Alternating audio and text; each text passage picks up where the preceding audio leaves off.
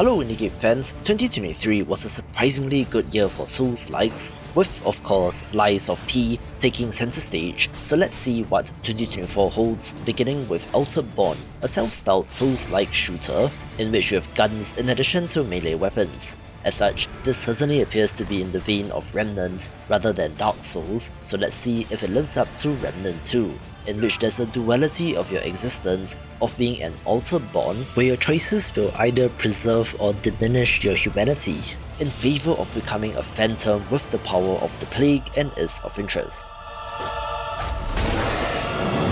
Here's an interesting atypical Souls-like title from a Singaporean developer titled Plushie from the Sky, a game which has been in development for a little while, in which you play as a fallen angel building a plushie of all things in order to dispatch of your enemies. It contrasts the giant horrific enemies with the whimsical nature of your character running around with arms straight out by their side and holding a teddy bear, and a little birdie told me that 2024 is pretty firm for this game.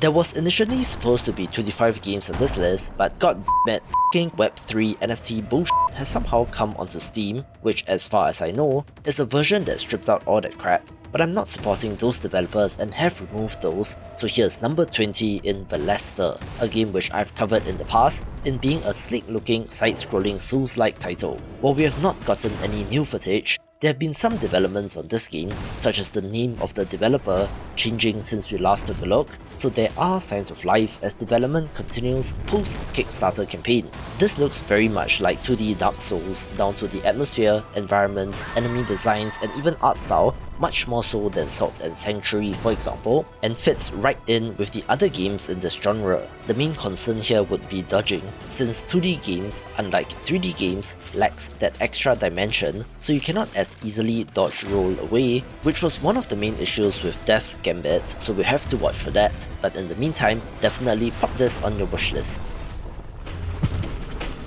Surprise! Here's a game that does not look like a Souls-like title at all in the top-down title Bad Boro. But according to the developer, this is a Souls-like through and through, down to having the deliberate combat and even a stamina system. I think that it looks awesome, having that early 2000s cartoon look, and would not be out of place on new grounds, but otherwise does not have that many details on the plot, simply having our protagonist exploring this dystopian city as the setup. Here's a pretty classic-looking Dark Souls-like title, in which Tanthious is a grimdark Souls-like RPG complete with You Died When You Die, in which our hero has to battle the 7 demon lords and their armies.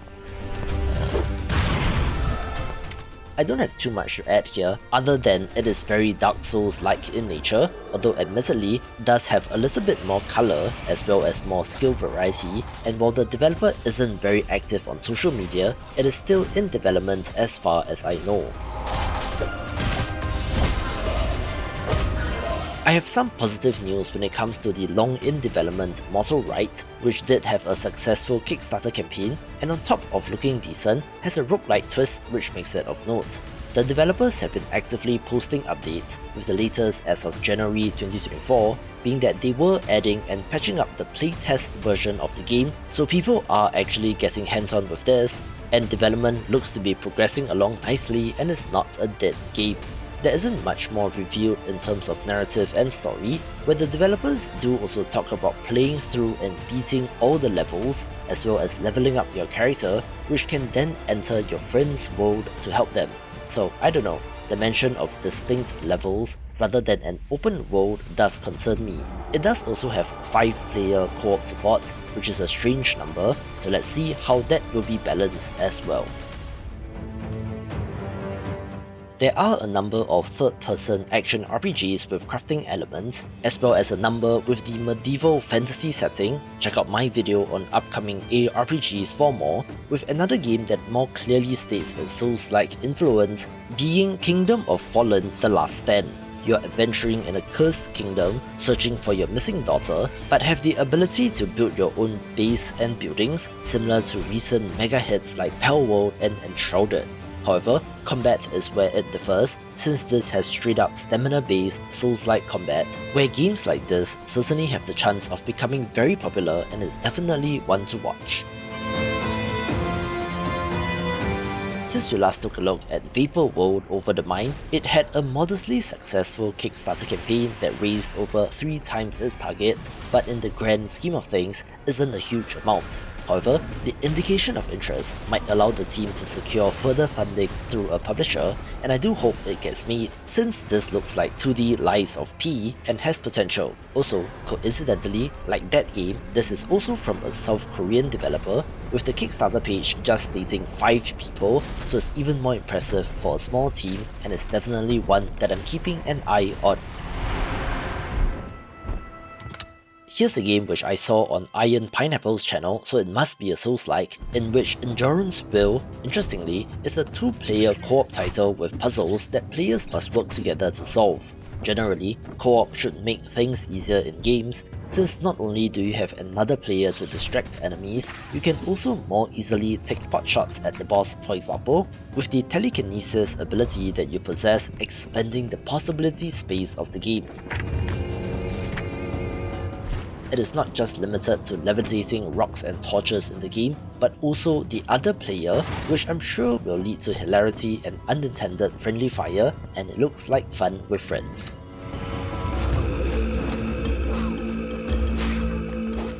I covered the Kickstarter campaign of Sang the Desert Blade in August 2022, so it has been a little while, and the good news is that the developer has been posting updates, the latest of which was in January 2024, so signs of life are always good.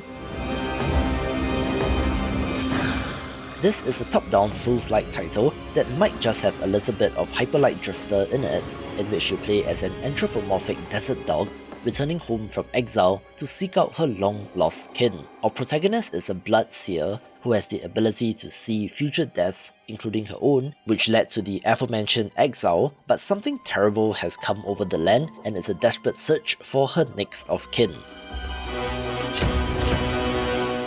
I think that the combat looks great along with the pixel art, with the initial target release window being September 2023, so maybe 2024 will be the year.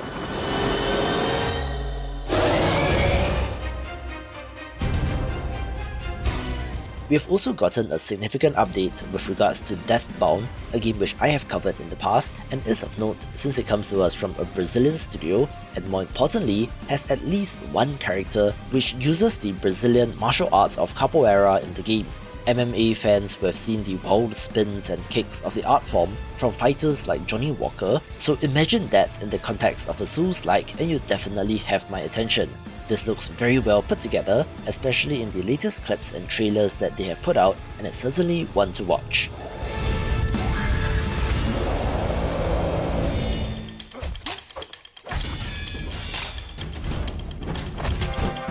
I have some new, never before seen games on the channel for the next few entries, beginning with Echoes of Samsara, one that draws upon Chinese mythology and that ancient China or cultivation type of theme, similar to Wolong Fallen Dynasty from 2023. You play as a martial artist who travels the world battling monsters in order to prevent a disaster and to restore peace. Yep, it's not much in terms of story, but the action looks good, so hopefully the localization will be good as well.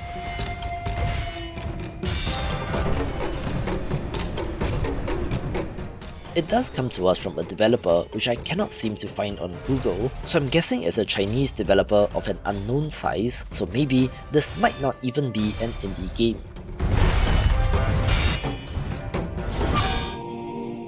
Here's another classic-looking dark fantasy Souls-like title in Dungeons Deep, in which you are delving into said dungeons in search of ancient treasure, but of course, horrible monsters stand in the way. This is a non-linear entry with some elements of procedural generation, but seems to be following the Rogue Legacy school of design of having handcrafted rooms randomly rearranged whenever you enter the dungeon, although the developers do stop short of calling it a roguelite. Interestingly, this has a dismemberment system which has you lopping off heads and limbs if you connect, and I've been watching a lot of YouTube videos on fear and hunger recently, and it definitely reminded me of those games. There is persistent upgrades, unrestricted progression for your character, and even a base camp to build up, so it sure sounds like a roguelite to me, so I guess we'll find out as this gets closer to release.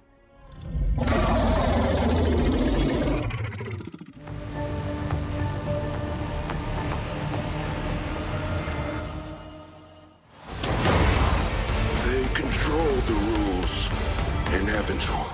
Here's another title from a Chinese developer that comes out of PlayStation's China Hero project, joining the ranks of titles like Anno Mutationum and Fist Forged in Shadow Torch, in which AI Limit is an anime Souls-like in a sci-fi setting. As such, this might be similar to Code Vein in terms of look and feel, and conveniently, our protagonist has immortality, in which her physical form can be reconstructed over and over again, so that solves the respawn question. Needless to say, this is a gorgeous looking game, and apparently is a 2024 release, so maybe it will be one of the hits of the year.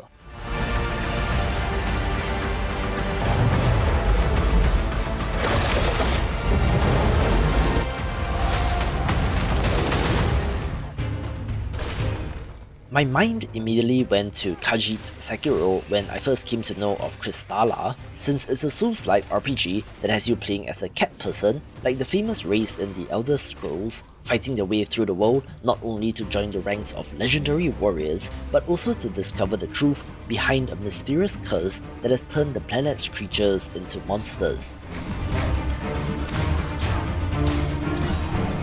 From what has been shown off so far, this looks to be a Sekiro-like in having what looks like a posture meter and a break system, along with stealth and Assassin's Creed style instant kill when you leap onto enemies from height.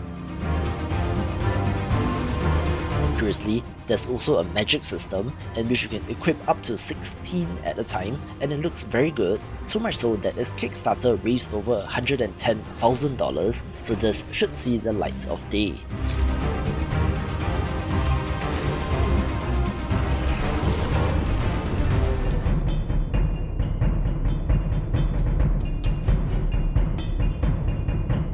Here's a 2D Souls-like title of interest, in which we have a new extended look at Obsidian Legion as compared to last year, in which you're exploring a dangerous island and have to overcome the enemies and bosses in order to put an end to the curse that has befallen this place.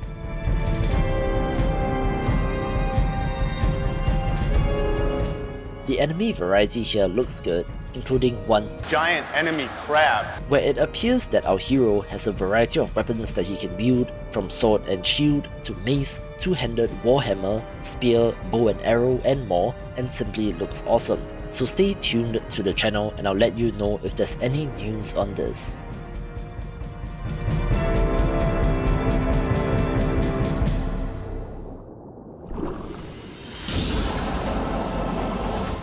This next title is very interesting since Glaciate is an underwater Souls-like, so imagine how weird and interesting that is as a concept alone. Set 65 million years after mankind, you play as a creature that has evolved from birds, that has new sharp appendages, finding a way to survive in a world that has frozen over. You're facing off against monstrous creatures, and of course, sharks, since apparently they never change. If you think about it, this might be similar to a Gundam game or another one of those mecha action titles, since floating in space or battling in the skies looks similar to being completely immersed underwater, so the control scheme might reflect that, and it's certainly a title of interest. Something's not right. I need to get back to the past.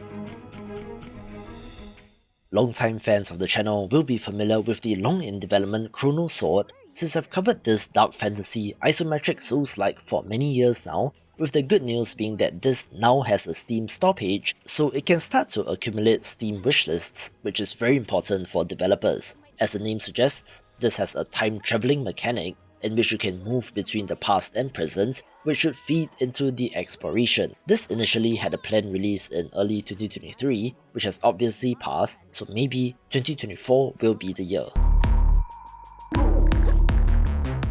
One of the most atypical looking Souls-like titles is Another Crab's Treasure, one that looks more like a Pixar movie than Dark Souls, which is why it's intriguing, being a Souls-like for a different audience, although it seems like the colourful visuals might be the bait that draws you in, only for you to get your head stomped in by the difficulty that this genre is known for. Still, the Hermit Crab can equip different shells and weapons, so there's plenty of variety, with this coming to us from the developer of and is of note.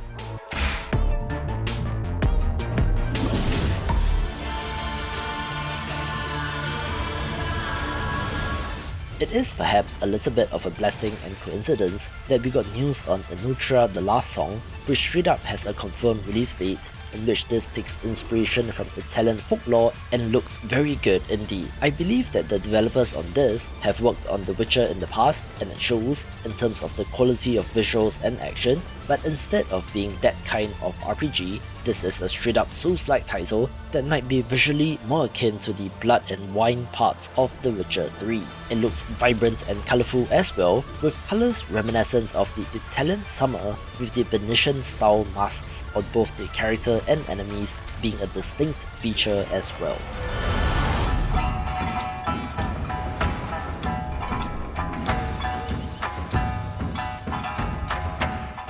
In between Inutra, the rumoured Elden Ring DLC, and this title, Souls-like fans will be eating good this year, in which the controversial Black Myth Wukong remains top of the list for many. This is a Souls-like title that has you playing as the Monkey King, or Sun Wukong from Chinese mythology, in which he is battling all sorts of enemies. It is amazing to see the visual fidelity of this game, since as a 90s kid in Singapore, I've watched my fair share of animated and live-action adaptations of Journey to the West, in which our party of characters valiantly fights against all sorts of spirits and demons, or Yao Ting, as they protect their master. But I have never seen it represented like this. Several aspects of Wukong's power are also represented here, such as the ability to change the length and size of the Jinggu Bang, or the staff that he wields, which is actually a thing in the dragon boss fight, and it just looks so awesome. This also has a confirmed release date in August and is definitely not an indie game, hence the asterisk, coming to us from a large Chinese studio, which you can consider to be AAA, where the controversy stems from the behaviour of top management, which has indicated sexism, so you might want to read up on that going in. Oh, ye of little faith. One of the most frequent sentiments that I saw in the upcoming Metroidvania and upcoming action platformer videos is, where is 9 Souls? Comments like, he forgot about 9 Souls, I cannot believe that he did not mention 9 Souls, and OMG, how can you miss 9 Souls? So for the non-believers, do not doubt me, it is here precisely because the developers described this as a 2D Sekiro-like title, in which you need to master the parry and deflection, and just looks so good. For the aforementioned video on upcoming Metroidvanias, click here to discover 50 titles.